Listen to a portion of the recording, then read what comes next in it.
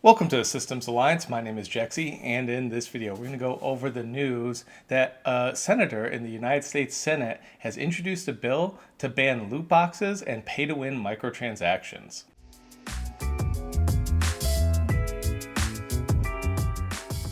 So it's been a while since we had any update on the loot box front in terms of trying to get them banned across the world, really. But where it really needs to happen is here in the United States, and that will pretty much change the gaming industry as we know it, as opposed to just a few countries who have done it already. Obviously, you have the Netherlands, you have Belgium, you have Australia, you have a coalition of dozens of countries, mainly in Europe. South Korea is looking into it.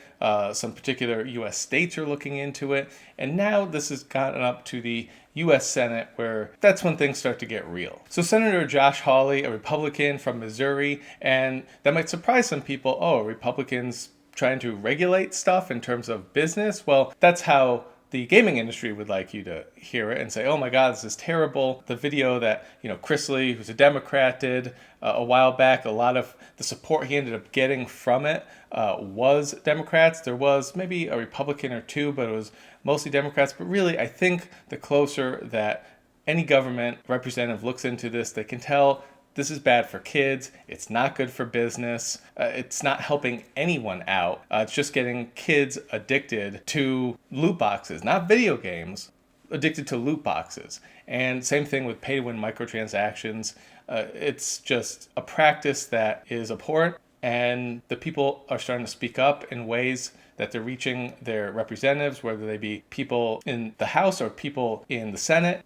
The reckoning is coming, and I think this is one more step on the way there. So the bill is called the Protecting Children from Abusive Games Act. It would ban loot boxes and pay-to-win microtransactions in games played by minors, a broad label that the senator says will include both games designed for kids under 18 and games whose developers knowingly allow minor players to engage in microtransactions. Hawley's legal team brought up the Activision game Candy Crush as one egregious example of pay-to-win microtransactions thanks to its $150 Luscious bundle that comes with a whole bunch of goodies. This bill will also likely apply to a host of online games that feature loot boxes and other ways in which players can spend money for real benefits. When a game is designed for kids, game developers shouldn't be allowed to monetize addiction, Hawley said in a press release. And when kids play games designed for adults, they should be walled off from compulsive microtransactions. Game developers who knowingly exploit children should face legal consequences. Last fall, the Federal Trade Commission, the FTC, promised to investigate loot boxes following a letter from Senator Maggie Hassan, who's a Democrat,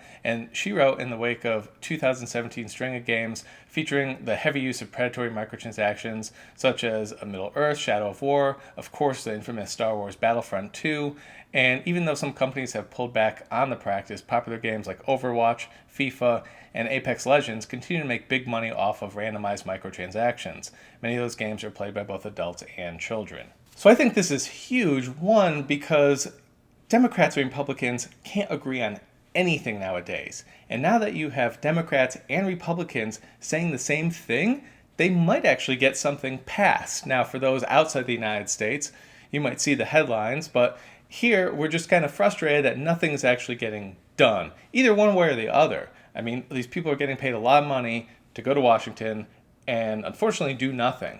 And this would be something that they could do that people would actually say, oh, well, I'm glad at least they did that. Or at least the consumers will say that. The gaming companies might not. And speaking of gaming companies that might not, the ESA just sent over a letter to the senator, and here's what it has to say. Numerous countries, including Ireland, Germany, Sweden, Denmark, Australia, New Zealand, and the United Kingdom, determined that loot boxes do not constitute gambling. We look forward to sharing with the senator the tools and information the industry already provides that keeps the control of in-game spending in parents' hands. Parents already have the ability to limit or prohibit in-game purchases with easy-to-use parental controls. So, first of all, no, they don't. But second of all, what are they even talking about? There is no way to prevent a lot of these, whether it be on mobile or on PC or on console. There's basically no regulation, and there's tons of websites out there who are selling these things aftermarket for high sums, so it's just encouraging gambling even more. CSGO Lotto. Why is that even a thing? It's a thing because this is what the ESRB and the ESA, who are video game lobbyists, and basically they're controlled by the companies. So the ESA and ESRB are funded by the video game companies. So where's their incentive to take money away from the video game companies when that's who pays them? There is no incentive. And there already is something in there that says no gambling. They already have their rules in there. The thing is, when they say these countries have found that there is no gambling, what they've said is it doesn't meet the current definition of what they have on the books as gambling. So even though the same psychological manipulation is going on that you have with the slot machine as these video games, even though all the math is there, the patents are there to, you could say rip off children, but it's ripping off everybody. It is gambling. It is getting them addicted. Problem is that it may just not be how the current law is written because, let's face it, government, they're behind the times, always. They play catch up with laws. They never get ahead of the game. Not to mention that all of these countries are looking in to somehow either research and or ban loot boxes separately outside of gambling.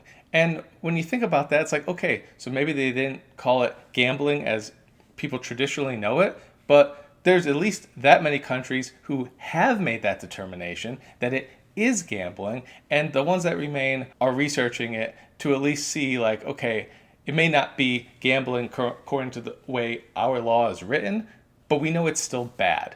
And here in the United States, it never really got far into the research area, but they pretty much went straight forward with, I don't care what the research says. I don't care. You can call it gambling. You can call it whatever you want. But we're still going to look into it and try and ban this because it's predatory. It's hurting people. It's not good. I also want to point out how quickly the ESA responded once this news broke. And honestly, I don't think that this Republican, that Democrat, anybody involved is going to back down at this point because they know too much. And the good part about, I guess, maybe younger people getting into government is that a lot of them grew up as gamers. And a lot of them still game. They are still gamers, or at least when they have the chance to. And they still know when something's wrong, when they're being ripped off, and when things feel predatory. And so it's very difficult, which is a good thing, to change someone's mind, like you or me. Let's say we got into government. I don't care what the ESA has to say. I know that loot boxes should be illegal. I know that they're gambling. We all know that.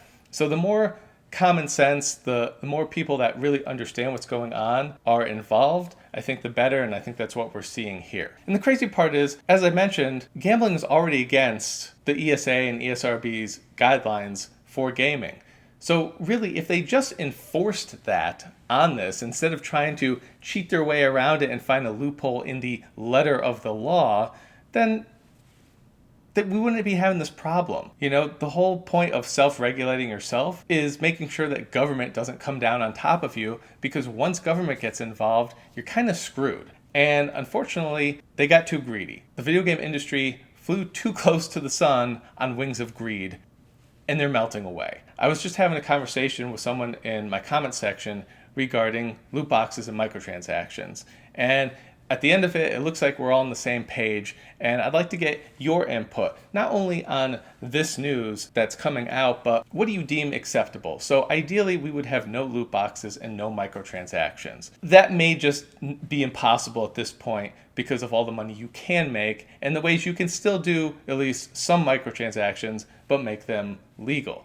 So for instance, myself, that person, and a bunch of others, we agree, no loot boxes. No loot boxes at all. Take those out. Well, now we look at what, say, this bill looks at in play-to-win microtransactions. If you can't earn it in-game or easily in-game, then you shouldn't be able to pay for it and it give you an advantage in-game, especially when it comes to PvP, player versus player. Mass Effect 3, that multiplayer, that's what really jump-started this whole thing for EA when they realized how much money they can possibly make off of it. The difference with Mass Effect 3 multiplayer is it wasn't PvP. It was just PvE. It was basically horde mode in Gears. You know, it was zombie mode in Call of Duty. You were just there teaming up. So maybe you were better than your teammate, but you were still in the same team. So it didn't seem to matter. And if you didn't have all the crazy guns and equipment, you were still happy that your teammate did. The problem is people still got addicted even with those loot boxes. I played it a ton. I never bought a single loot box because it was relatively easy to earn what you wanted to just out of play, and it was fun. That doesn't seem to be the case anymore with games. They've gone even more pay to win, and especially when it's one person versus another, to have an unfair advantage because you have more money.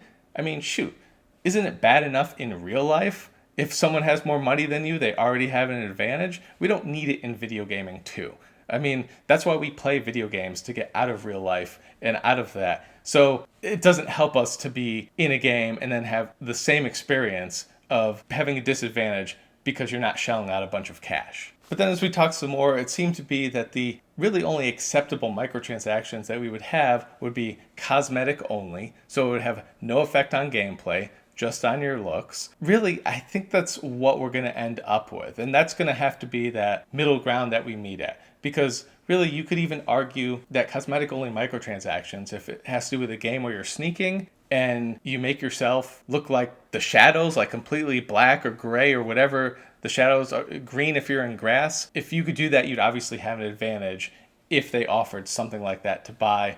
So you can conceivably see it going down that. However, maybe the way this bill is written sounds like even if it's sort of pay to win, if you can possibly fall under what is hopefully a very broad bill, then you can't do it. I remember a time where Mass Effect 2, just DLC. You paid and you got something for it, right? Well, at the end, they had different costumes for your teammates, different armors for yourself, a couple bucks. But because they had treated you so well, because BioWare at that time was treating you so well, a lot of people were like, you know what? You're worth it, BioWare. Let's pay for this. I support you. And some of those you could call cosmetic only, especially the ones for your teammates. It didn't make them any better or worse. They just looked differently. It was fun to see. And, they made a few bucks off of it, right? I mean, they made their money back. They made a profit. But it wasn't huge like this, because if there's nothing gambling in it, then people don't become addicted. And really, they only buy it if they want it. They don't buy it because they're addicted. So cosmetic only microtransactions, I think that's really the only acceptable thing going into the future that you can have. For instance, Gears of War, you play that, all the skins they have, everything's cosmetic only. The problem is they still have loot boxes. So it's kind of like, well, they got one good thing. Nothing's affecting the gameplay. But they also have loot boxes, which I know a lot of people have spent hundreds and hundreds and hundreds, and I'm sure you could look it up, and people have probably spent thousands and thousands and thousands of their own dollars just to get everything, which is, why? Because people get addicted, that's why. So let me know your thoughts on loot box regulation, this particular bill, bills that are going on around the world, or the countries that have already banned it, and obviously the research that proves loot boxes are gambling, whether or not it's the letter of the law of how gambling is defined in certain countries or not. Let me know all your thoughts down in the comment section below. Be sure to like, subscribe, share, hit me up on Twitter, and we'll catch you next time.